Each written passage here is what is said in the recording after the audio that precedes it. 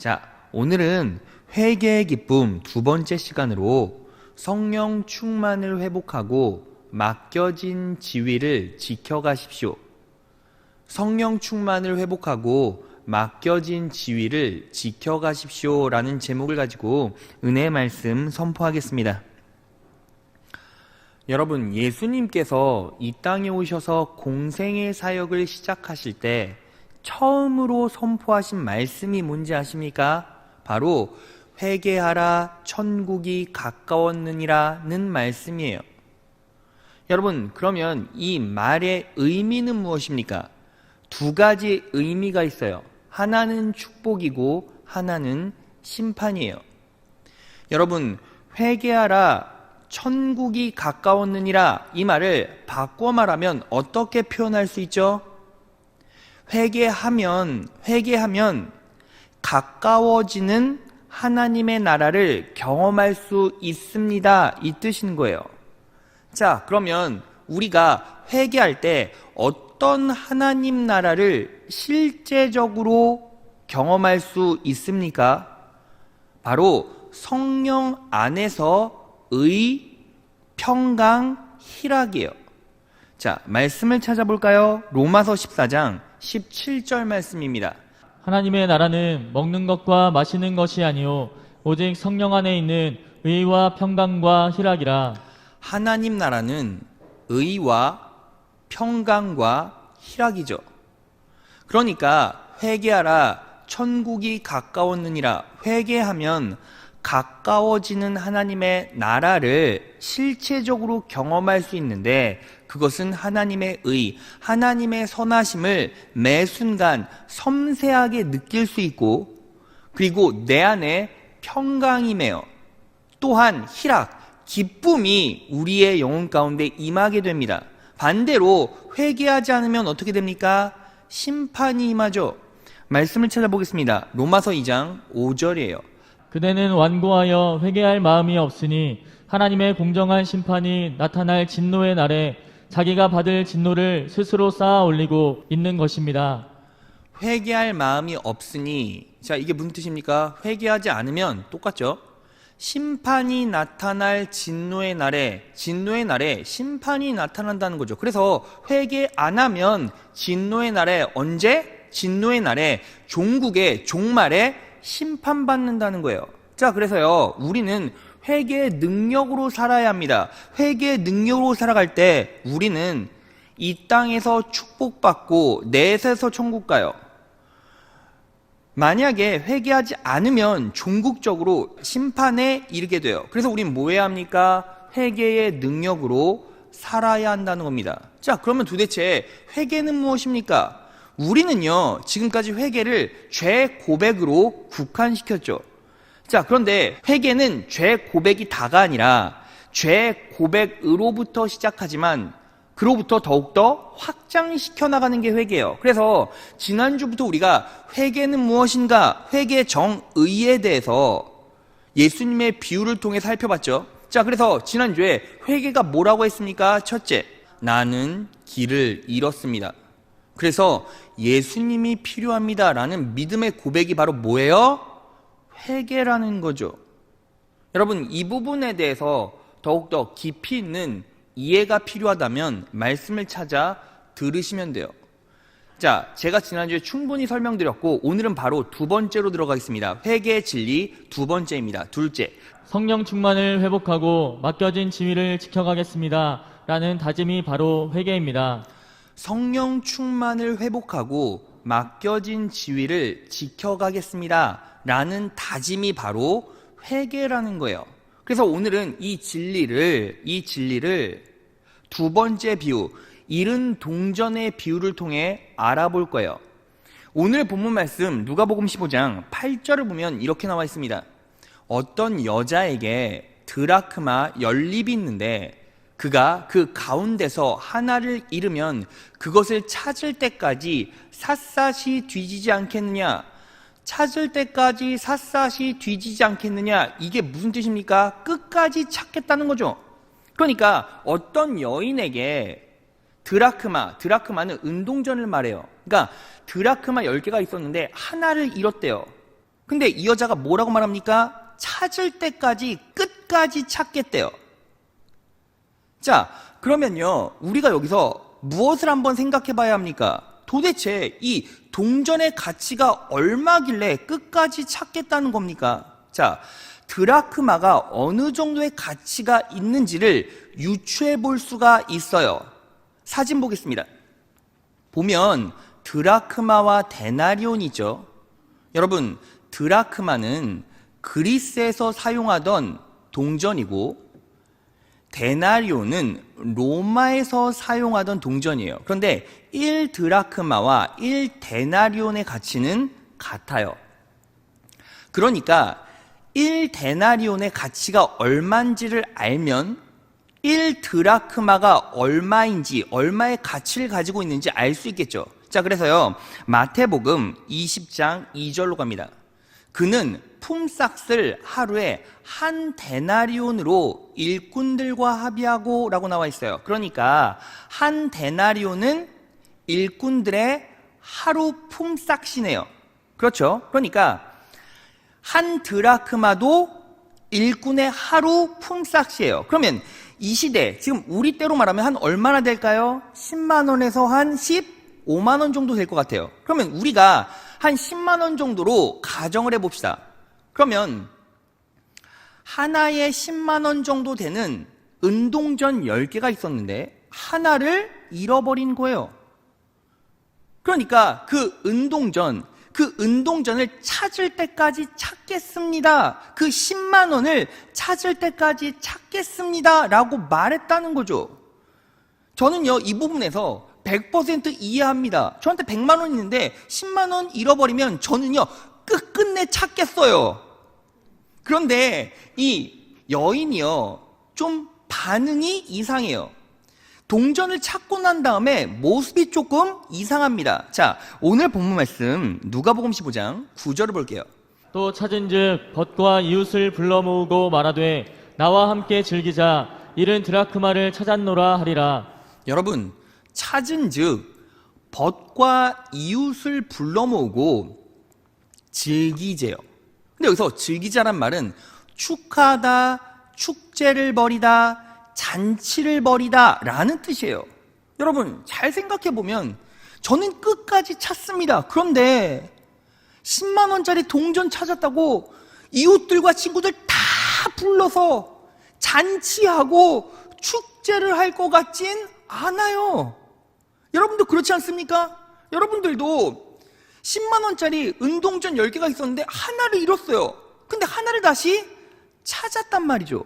그러면 기분은 너무 좋겠죠. 그런데 여러분들은요, 그 동전 하나 찾았다고 야 만세!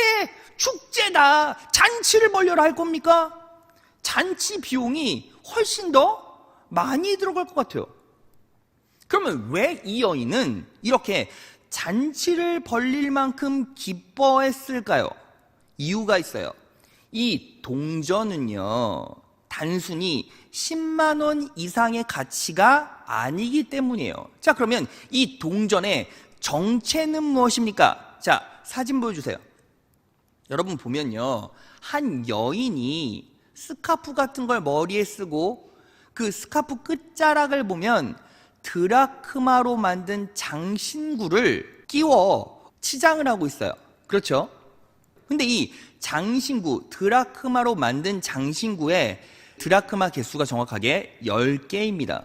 여러분, 이 그림이 어떤 그림이냐면 사실은 남자 여자가 결혼할 때 신랑이 선물을 주잖아요. 그 선물, 폐물 중에 하나가 뭐예요? 바로 이 드라크마로 만든 장신구예요. 근데 이 드라크마로 만든 장신구는 아주 특별한 의미를 가지고 있습니다. 신랑이 당신은 나의 유일한 신부입니다. 사랑의 증표로 주는 선물이고, 신부는 나는 당신의 신부입니다. 제가 이것을 끝까지 가지고 정절을 지켜나가겠습니다. 라는 의미를 가지고 있어요. 그러니까 이 드라크마로 만든 장신구 중에서 이 동전 하나가 똑 떨어져 나가면 당시에는 어떤 취급을 받았냐면 신부가 신랑을 무시하는 처사였기 때문에 이혼의 사유가 된 거예요. 자, 그러면 이 여인이 동전 하나를 똑 떨어뜨려서 잃어버렸어요. 그러면 단순히 이 동전 하나는 10만 원입니까? 당연히 10만 원이 아니라 이 동전 못 찾으면 어떻게 됩니까? 신부로서의 지위를 박탈당하는 거예요. 그러니까 이혼당하는 거예요. 그러니까 지금 이 신부가 어때요? 난리가 난 거죠. 동전 하나 없어지면 이제 나는 어떻게 됩니까? 신부로서의 자격을, 신부로서의 지위를 박탈당하니까 어떻게든 찾은 거예요. 어떻게든 찾은 거예요. 그런데 감사하게도 찾았어요. 그럼 어떻게 되었습니까? 이제 나는 이제 신부로서의 지위를 회복한 거예요. 이쯤 되면 너무 기뻐서 뭐를 할 수 있어요? 축제를 벌이고 잔치를 벌릴 수 있는 거죠. 여러분, 그래서 이 잃어버린 드라크마는 자신의 지위를 회복시키는 마지막 퍼즐, 마지막 조각 정도로 생각할 수가 있는 거죠. 이 드라크마 동전 하나를 찾았기 때문에 이 여자는 신부로서의 지위를 회복하고 완성할 수 있었던 겁니다. 자, 그러면요, 이 잃어버린 동전을 우리 삶에 그대로 적용하면 도대체 이 잃어버린 동전은 이 시대를 살아가는 그리스도인들에게는 무슨 의미이고 왜 예수님께서 이런 비유를 하셨을까요? 여러분, 결론부터 얘기하면 이 잃어버린 동전은 정확하게 성령 하나님을 예표해요. 성령 하나님. 자, 보십시오. 이 잃어버린 동전을 찾았기 때문에 무엇이 회복됐어요? 지위가 회복됐어요. 자, 그러면 우리는요, 지위를 가지고 있습니다. 어떤 지위요? 예수 그리스도의 우리는 신부잖아요. 우리는 하나님의 자녀잖아요. 믿으십니까? 자, 그러면 내가 예수님의 신부이고 자녀입니다 라는 표지가 뭐예요? 바로 성령님이에요. 성령님. 자, 찾아볼까요? 로마서 8장 16절로 갑니다. 성령이 친히 우리의 영과 더불어 우리가 하나님의 자녀인 것을 증언하시나니. 하나님의 자녀인 것을 증언하는 표지가 뭐예요? 성령님이죠. 잃어버린 동전을 찾았을 때 신부의 지위를 회복했죠. 그러니까 잃어버린 동전은 결국 무엇을 정확하게 상징하고 예표합니까? 성령님을 예표하는 거예요. 자, 그러면 동전 10개 전체는 무엇을 의미합니까? 성령님과 성령님의 역사를 의미해요. 그러니까 잃어버린 동전 외에 가지고 있었던 동전 9개는 무엇을 상징합니까? 성령님의 열매를 상징해요. 여러분, 그러면요, 예수님께서 왜 이 말을 하신 겁니까?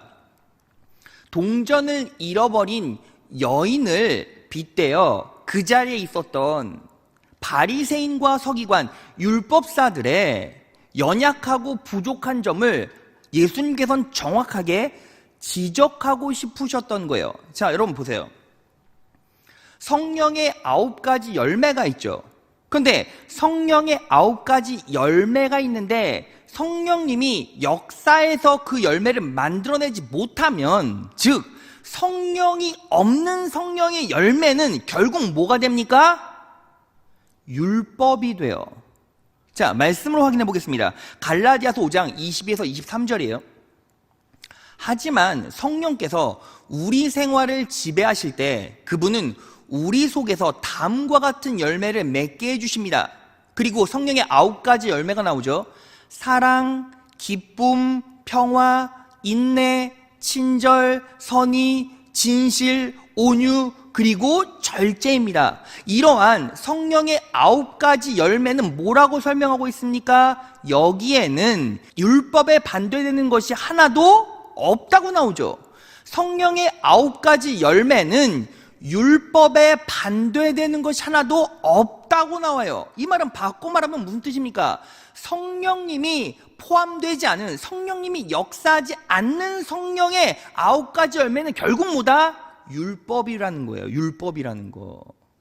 여러분, 그래서요, 율법화된 성령의 9가지 열매는 다음과 같아요. 사랑해라, 기뻐해라, 평화를 이루어라, 인내해라, 친절해라, 선하게 살아라, 진실해라, 온유해라, 절제라, 이렇게 성령의 9가지 열매가 율법화돼서 바뀌면 이런 명령으로 바뀐다는 거죠.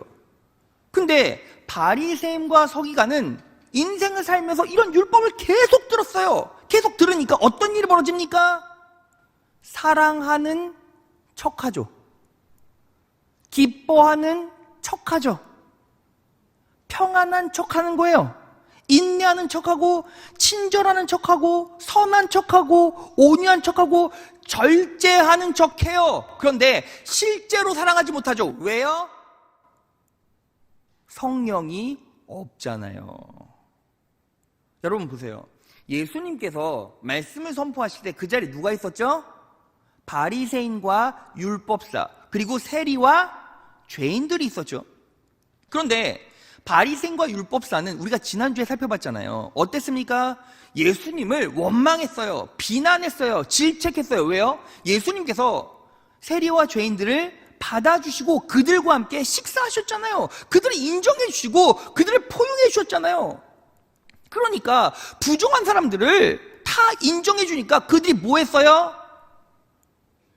비판하고 정죄한 거예요. 비판하고 정죄하는 거예요.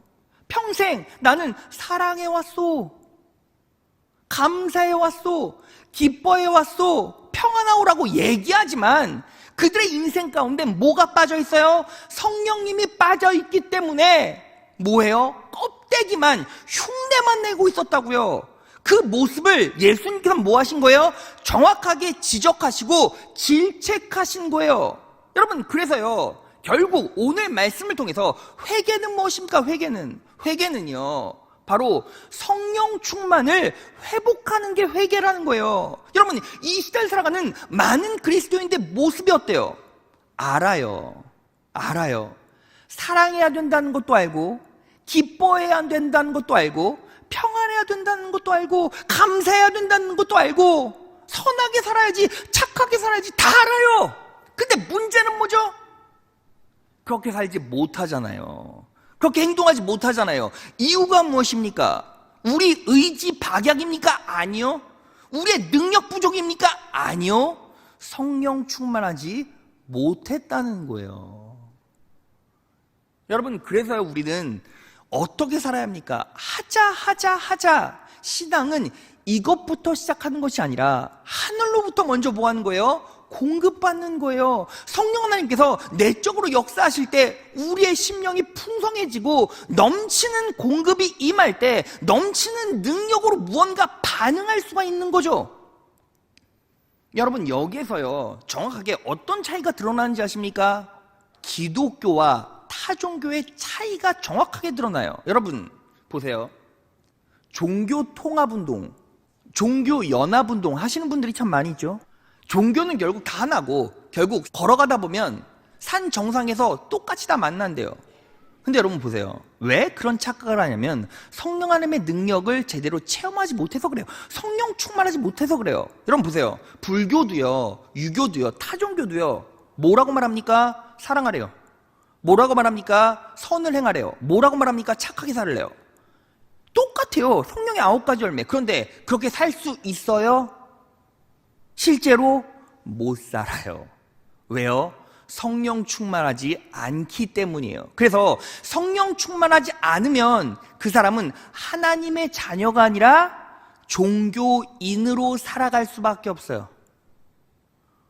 여러분, 예수님은요, 종교인으로 살아가는 걸 원하지 않으세요.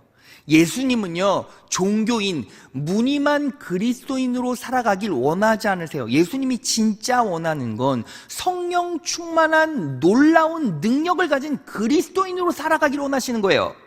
믿으십니까? 그런데 예수님 앞에 있었던 바리새인과 율법사들은 무늬만 하나님 믿는다고, 사랑한다고, 평안하다고, 감사하다고 얘기하지만 그 속은 썩어가고 있었고 결국은 허울뿐인 빛 좋은 게살구처럼 살고 있었던 거예요. 그래서 우리는 어떻게 합니까? 회개의 능력을 회복해야죠.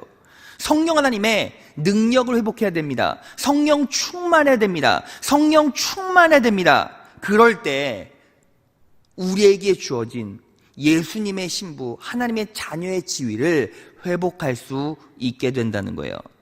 믿으십니까? 자, 그러면요, 우리가 어떻게 그것을 회복할 수 있습니까? 어떻게 우리가 성령 충만해질 수 있죠?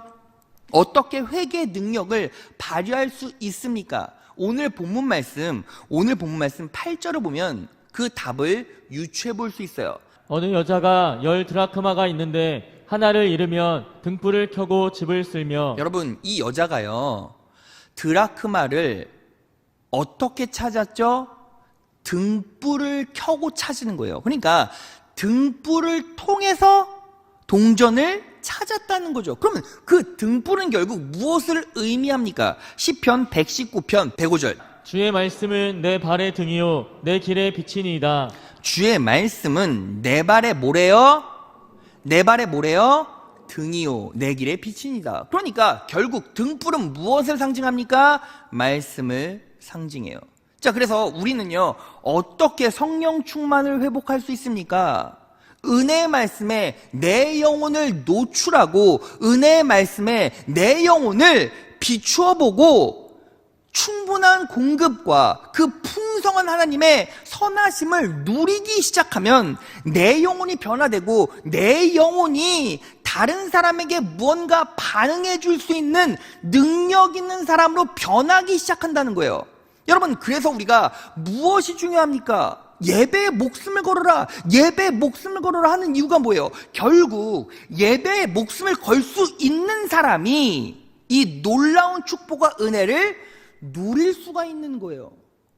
여러분, 말씀의 적용은요, 동떨어진 것이 아니라 말씀을 듣고 말씀을 새겼으면 적용하시면 돼요. 여러분, 그러면 오늘 말씀이 선포됐어요. 오늘 말씀에 회개의 개념이 뭐예요? 성령 충만을 회복하겠습니다. 자녀의 지위를 회복하겠습니다. 그럼 뭐 해야 합니까? 노출된 은혜의 말씀을 지속적으로 누리고 공급받고 들어야죠. 여러분 보세요. 예수님이 말씀을 선포하실 때 그 자리에 바리새인과 율법사, 서기관들은 어땠습니까? 정죄하기만 하고 비판하고 예수님을 조롱하고 그냥 거기에 집중했어요. 근데 세리와 죄인들은 어땠습니까? 자, 누가복음 15장 1절 보겠습니다. 모든 세리와 죄인들이 말씀을 들으러 가까이 나아오니. 세리와 죄인들은 말씀을 들으러 가까이 왔죠. 그러니까 예수님 입장에서는 실제로 회개의 능력을 가지고 있는 사람은 누구예요? 바리새인과 율법사가 아니라 세리와 죄인이었다고요. 그러면 우리가 이렇게 회개의 능력으로 지속적으로 말씀을 묵상하고 입술로 고백하고 기도하고 선포할 때 어떤 역사가 일어납니까? 우리가 회개할 때 회개하라 천국이 가까웠느니라. 여러분, 회개하면요 천국이 가까워지는 천국 속에서 우리는 무엇을 누린다고요? 의, 평강, 희락. 왜? 우리가 무엇을 회복합니까? 성령님을 회복하잖아요. 성령님을 회복하잖아요. 그러면 의, 평강, 희락이 누구로부터 나오는 거예요? 성령님으로부터 나오는 거죠. 그래서 여러분, 우리가 서두에 읽었던 로마서 14장 17절을 다시 보겠습니다. 하나님의 나라는 먹는 것과 마시는 것이 아니요 오직 성령 안에 있는 의와 평강과 희락이라. 의와 평강과 희락이라. 누구 안에? 오직 성령 안에. 오직 성령 안에. 오직 성령 안에. 믿으십니까? 그래서 성령 충만을 회복하면 우리의 인생 가운데 놀라운 하나님의 의, 선하심이 여러분들을 지속적으로 따라가요. 그리고 그 안에서 놀라운 평강을 소유하게 돼요. 그리고 어떻게 됩니까? 기뻐한다고요. 기뻐할 수 있다고요. 자, 여러분, 제가요 이제 말씀을 다 선포했어요. 제가 간증 하나를 소개해드리고 적용하고 마무리하겠습니다. 제가 읽어드리겠습니다. 한 청년이요 이런 간증문을 보내왔어요. 언젠가부터 이유 모를 답답함을 느꼈습니다. 하나님을 믿고 또 신앙생활을 하면서 내 삶은 그리스도께서 인도하고 계심을 믿고 있었지만 계속해서 부정적인 방향으로 상황이 흘러가고 있었고 마음은 무너져만 갔습니다. 이유 모를 힘듦과 은혜 결핍 등 갖가지 이유를 변명으로 대며 결국에는 골물대로 골마버린 제 모습을 보게 되었습니다. 그러던 중 고정관념을 깨고 기도하십시오라는 제목의 설교를 듣게 되었습니다. 담임 목사님께서는 하나님께 모든 것을 맡기라고 선포하셨고 그 순간 제게 무엇이 부족했는지 알게 되었습니다. 그간 하나님께 맡겨드리지 못하고 내가 내 삶 전부를 끌어안고 살아가고 있었음을 깨닫게 되었습니다. 그리고 하나님께 맡겨드리기 시작했습니다. 여전히 나의 의지와 생각들이 하나님을 의지하는 것을 방해하지만 그럼에도 의식적으로 말씀을 되새기며 하나님께 모든 것을 맡긴다는 마음으로 나아갔습니다. 그러자 정말 놀랍게도 제 삶 속에서 많은 변화를 느낄 수 있었습니다. 모든 삶이 한 번에 뒤바뀌는 드라마틱한 변화는 아닐지라도 매 순간 아주 사소한 것 하나에서부터 하나님의 인도하심을 느낄 수가 있었습니다. 눈을 들어 주변을 둘러보니 이전에는 보지 못했던, 아니 볼 수가 없었던 하나님의 사랑이 필요한 사람들이 많이 있었습니다. 보컬 선생님을 비롯하여 아직 제 주변에서 주님을 온전히 믿지 못했던 사람들이 떠오르면서 그분들을 위해 기도하기 시작했습니다. 또한 잠시 스쳐가는 인연이라 생각하며 대수롭지 않게 여겼던 사람들에 대해서도 하나님께서 너를 통해 그 사람을 붙잡으려고 너에게 보낸 것이다 라는 마음을 주셨습니다. 그러자 사람들에게 더 친절하게 대해줄 수 있었고 틈틈이 오늘 만났던 사람들을 생각하며 축복 기도를 할 수 있었습니다. 전에는 무심코 지나갔을지도 모르는 곳에서 계속해서 하나님의 표지를 붙잡을 수 있었습니다. 어쩌면 제가 바라고 원하는 제 계획대로의 삶이 아닐지라도 하나님이 인도하시는 길이 제 인생에서 가장 좋은 길임을 믿습니다. 하나님께서 수놓으시는 모든 것이 지금 때에 제게 가장 아름답고 선하신 것이라 믿으며 하나님께 맡기고 나아가면 세상에서는 느낄 수 없는 기쁨을 누릴 수 있음을 믿게 되었습니다. 자, 이 간증의 핵심을 보겠습니다. 담임 목사님께서는 하나님께 모든 것을 맡기라고 선포하셨고 그 순간 제게 무엇이 부족했는지 알게 되었습니다. 뭐예요? 성령님의 역사를 통한 깨달음이 온 거죠. 자, 바꿔 말하면 이런 거예요. 성령 하나님께서 내적으로 역사하셔서 진리의 빛을 비춰주셔서 내 자아에 조명해 주셔서 이 말씀을 통해 부족한 부분을 깨달았다는 거죠. 여러분, 부족한 부분을 깨달았다는 건 이제 뭐만 하면 돼요? 채워가기만 하면 돼요. 그래서 제2의 성장 도약은 무엇으로부터 시작됩니까? 부족함을 깨닫는 것. 여러분 잘 생각해 보세요. 세상 사람들은요, 부족함을 깨닫습니까? 아니요. 부족함을 깨달아 불만만 하죠. 여러분 실제로 부족함을 깨닫는 사람은 채워 넣으려고 애를 쓰지 불만을 터뜨리진 않아요. 근데 이 청년은 어때요? 말씀의 조명을 통해서 부족함을 깨달았어요. 성령 하나님께서 깨닫게 해주시고 조명해 주셔서 깨달은 거죠. 그리고 바꿔가기 시작했습니다. 그랬더니 어떤 놀라운 축복이 임하기 시작했습니까? 자, 두 번째, 모든 삶이 한 번에 뒤바뀌는 드라마틱한 변화는 아닐지라도 매 순간 아주 사소한 것 하나에서부터 하나님의 인도하심을 느낄 수가 있었습니다. 아주 사소한 것 하나에서부터 하나님의 인도하심, 하나님의 선하심을 느낄 수가 있었습니다. 이게 뭐예요? 의. 여러분 보세요. 우리가요, 착각하는 게 있어요. 우리는 항상 무엇을 자꾸 생각합니까? 엄청 드라마틱한 기적을 생각해요. 그래서 하나님께 이렇게 기도합니다. 하나님, 저에게도 기적을 보여주세요. 근데 여러분, 정확하게 기적은 분명히 있습니다. 근데 저는 제 개인적으로 저는 기적을 바라지 않아요. 왠지 아십니까? 이유가 있어요. 여러분, 성경을 보면요, 하나님께서 기적을 베풀어 주세요. 이스라엘 백성들이 홍해를 건너요. 홍해를 갈라주시죠. 안진뱅이가 일어나죠. 소경이 눈을 뜨죠. 여러분 보세요. 그러면 그 기적을 맛보기 위해서 우리는 어디에 있어야 합니까? 사방이 꽉 막히고 앞이 절벽이고 바다밖에 없는 그런 궁지에 몰려 있어야 돼요. 홍해가 갈라지는 기적을 맛보려면. 여러분, 안진뱅이가 일어나려면 여러분들은 뭐가 되어야 됩니까? 안진뱅이가 되어야 돼요. 그렇잖아요. 소경이 눈을 뜨는 기적을 맛보려면 여러분들은 뭐가 되어야 됩니까? 소경이 되어야만 해요. 여러분들이 원하시는 것이 그것입니까? 물론 하나님께서, 물론 성령님께서 그런 기적을 베풀어 주십니다. 그런데 중요한 건 뭐예요? 우리는 그러한 드라마틱한 기적 때문에 진짜 하나님께서 주시는 기적을 잃어가고 잊어버리고 산다는 거죠. 그게 뭡니까? 지금 이 형제가 느끼고 있는 거죠. 성령 하나님께서 내적으로 역사해 주시고 깨달음을 주시니까 무엇을 알아요? 하나님의 의, 하나님의 선하심, 하나님의 선하심이 어떻게 임합니까? 내 삶 아주 소소한 것에서부터, 아주 소소한 것에서부터. 여러분, 그게 뭐예요?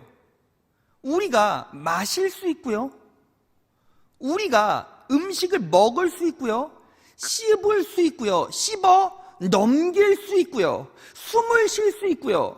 이렇게 척박하고 힘든 상황 가운데서도 여러분들 자신의 의지로 이 자리에 나와서 예배할 수 있고요, 천국을 꿈꿀 수 있고요, 말씀을 통해 기대와 소망 갖고 살아갈 수 있게 되었고요. 성령 하나님께서 여러분들의 심령 가운데 내적으로 지금 역사하고 계시고 설득하여 주시기 때문에 여러분들의 심령은 변화될 것이고, 여러분들의 인생은 형통할 것이고 번영할 것이고, 성령 하나님께서 매 순간 여러분들의 발걸음마다 기름 부으셔서 소소한 것에서도, 나아가서는 커다란 영역에서도 일일이 손수 붙잡아 주시고 인도해 주실 것이란 사실이에요.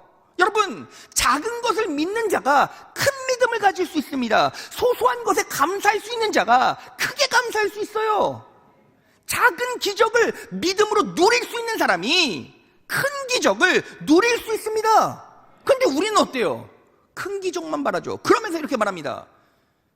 홍해 앞에 서고 싶진 않대요. 소경은 되고 싶지 않대요. 안진뱅이는 되고 싶지 않대요. 뭐예요? 이율배반적이잖아요. 여러분, 너무 감사하지 않습니까?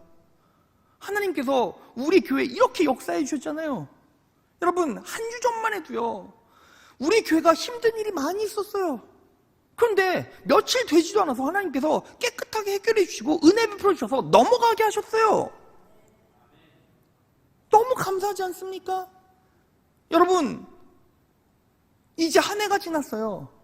수백 명, 수천 명의 사람이 코로나 걸리고 넘어지고 쓰러졌어요. 그래도 우리는 건재하고 있고 내년을 기쁨으로 바라볼 수 있어요. 너무 감사하지 않습니까? 저도 너무 감사해요. 성가대도 이렇게 아름다운 찬양, 그리고 우리 장로님들, 권사님들 다 한 자리에 모여 예배할 수 있고요. 감사한 것 따지면 헤아릴 수가 없어요.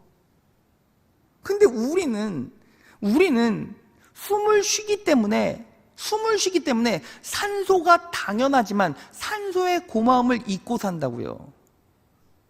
여러분, 우리는요, 하나님 앞에 성령 충만을 회복해야 돼요. 회개의 능력을 회복해야 합니다. 내가 지금 누구의 자녀고 누구의 신부인지를 각인하고 그 정체성을 회복하면 우리는 감사하고 기뻐할 수 있어요. 이 형제가 지금 그거 누리고 있는 것 아닙니까?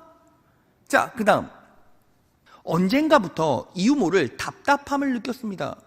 여러분, 이유 모를 답답함이 왜 생기는지 아십니까? 스트레스가 종이 한 장씩 쌓이면 어느 순간 뭉탱이로 퍽 하고 와요. 먹먹하게 올 때가 있어요. 그러니까 이렇게 종이장만한 얇은 스트레스가 계속 쌓여오니까 어느 순간 가슴이 눌려지고 답답할 땐 그게 왜 생기는지 알 수가 없는 거예요. 이 형제도요, 청년이니까 인생을 설계하고 비전을 품고 생각할 것 아닙니까? 그러면서 답답함을 느끼죠. 누구나 느껴요. 근데 어때요? 말씀을 되새기며 하나님께 모든 것을 맡긴다는 마음으로 나아갔습니다. 그러자 정말 놀랍게도 제 삶 속에서 많은 변화를 느낄 수 있었습니다. 뭐예요? 평강이 임했습니다. 믿으십니까? 여러분, 제가 정확히 말씀드려볼까요? 고통은 진짜입니다. 고난은 진짜예요. 외로움은 진짜입니다. 두려움은 진짜예요. 염려함도 진짜입니다. 고통이 찾아오면 눈물이 흘러요. 고통이 찾아오면 먹먹합니다. 아파요. 답답해요. 그런데 진짜 그리스도인들은 어떻게 그 상황을 극복하는지 아십니까? 먹먹하고 답답하니까 가슴을 쳐요. 그리고 예배 자리에 나서 말씀 듣고 막 통곡하며 기도합니다. 눈물을 뚝뚝 흘려요. 왜? 그 고통은 진짜니까. 근데 중요한 게 뭐예요? 눈물을 흘리고 답답해하는 것으로 끝나는 것이 아니라 성령 하나님께서 주시는 내적인 평안함을 말씀을 통해 기도하면 성령 하나님께서 주신다고요. 그러면 어떻게 하는 겁니까? 그렇게 힘들고 어려운 상황 속에서도 툭툭 털고 일어나 나갈 때는 뭐 하는 거예요? 그래도 한번 웃을 수 있는 거예요. 그게 능력입니다. 그게 능력입니다. 믿으십니까? 여러분, 우리 교회 성도들 삶을 살아가면서 얼마나 힘든 일이 많겠습니까? 교회도 얼마나 힘든 일이 많겠습니까? 힘들 때마다 저는 그냥 기도하고 울어요. 하나님 도와주세요. 하나님, 저는요 길을 잃었습니다. 부족합니다. 예수님이 필요합니다. 성령 충만하게 도와주십시오. 하나님, 제가 자녀입니다. 제가 자녀입니다. 제가 예수님의 신부입니다. 예수님의 반쪽입니다. 힘들어요. 어려워요. 하고 하나님께 부르짖어 기도하고 먹먹한 가슴 붙잡으면서 눈물을 뚝뚝 흘려도 그렇게 계속 기도하다 보면 성령 하나님께서 내적으로 역사해 주셔서 위로해 주시는 거예요. 그러면 기도하고 일어날 땐 그냥 자리 툭툭 털고 일어나서 상황은 바뀌지 않았지만 거울 한번 보고 씩 웃어요. 그리고 나서 나아가면 하나님께서 다시 살 수 있는 힘을 허락하여 주시고 길을 열어주시고 방법을 찾아주시고 지혜를 주시고 명철을 주시고 사람을 붙여주시고 생각지도 못했던 그런 일들이 실제로 일어나고 있다는 거죠. 그리고 마지막, 하나님께서는 수놓으시는 모든 것이 지금의 때에 제게 가장 아름답고 선하신 것이라 믿으며 하나님께 맡기고 나가면 세상에서는 느낄 수 없는 기쁨을 누릴 수 있음을 믿게 되었습니다. 희락이죠. 믿음으로 기쁨을 취했어요. 여러분, 이 청년이요 정확하게 말씀의 조명을 통해 깨달음을 얻고 내 자아를 변화시키고 결국 하나님 나라를 체험했죠. 하나님 나라를 느꼈어요. 뭐예요? 의, 평강, 희락. 말씀 정리해 보겠습니다. 여러분, 2021년이 다 지나가잖아요. 다 끝나갑니다. 그럼 우리는 이제 지금 이 자리에서 무엇을 점검해 봐야 합니까? 우리는 어떤 소리와 어떤 환경에 노출되어 이 자리까지 왔는지를 살펴봐야 돼요. 하나님의 음성, 하나님의 말씀을 듣고 누리고 공급받으면서 이 자리까지 왔는지, 아니면 세상 소리에 시달리다, 세상의 압박에 시달리다 꾸역꾸역 이 자리까지 왔는지. 여러분, 오늘 말씀으로 공급받았으면 이제 해야 됩니다. 회개의 능력으로 사십시오. 여러분, 회개가요 잘못했습니다라고 끝나는 게 아니라니까요. 여러분, 힘들고 어려울 때마다 하나님, 저 길을 잃었어요. 앞이 보이지 않습니다. 근데 예수님이 필요해요. 성령님이 필요합니다. 성령 충만하게 원합니다. 하나님, 저는요 하나님의 자녀잖아요. 하나님께서 맺어놓으신 신부잖아요. 성령 충만하면 이 어려운 환경 잘 이겨낼 수 있습니다. 하나님께 제 마음과 제 생각과 제 인생을 맡깁니다. 하나님, 도와주시고 저와 함께 해주세요. 여러분, 이 고백이 실질적으로 여러분들의 가장 힘들 때 터져나왔나 보세요. 여러분, 힘들다 하지 마시고요. 여러분, 힘든 거 진짜예요. 아픈 건 진짜입니다. 흐르는 눈물도 진짜예요. 쓰린 가슴도 진짜입니다. 답답함도 진짜예요. 이 20대 청년 하나도 인생이 답답하대요. 그런데 그렇게 켜켜이 쌓인 염려와 먹먹함이 하나님의 은혜로 해갈되고, 소소한 곳에서 나에게 역사하신 하나님을 바라보고 내 계획과 생각대로 이루어지지 않더라도 하나님의 선하심을 온전히 인식하고 그 안에서 평안을 찾고 그 안에서 기쁨을 누리고 성령 하나님의 역사하심을 통해서 매일매일 다져져가고, 우리도 그런 삶을 살아야 되지 않겠습니까? 여러분, 그래서 우린 뭐 해야 합니까? 회개의 능력을 회복해야 합니다. 말씀의 능력을 회복해야 합니다. 성령 충만해야 합니다. 그럴 때 여러분들의 인생 가운데 더할 나위 없는 은혜, 하나님 나라가 여러분들의 인생 가운데 임하게 될 것입니다. 오늘 이 말씀을 마음속에 잘 새겨 넣으셔서 어떤 환경과 상황 속에서도 하나님을 먼저 찾고 그분을 먼저 의지하여 이 어려운 난관, 이 능력으로 잘 돌파하고 이겨내는 귀한 자녀 되시기를 진심으로 축원합니다. 우리 오늘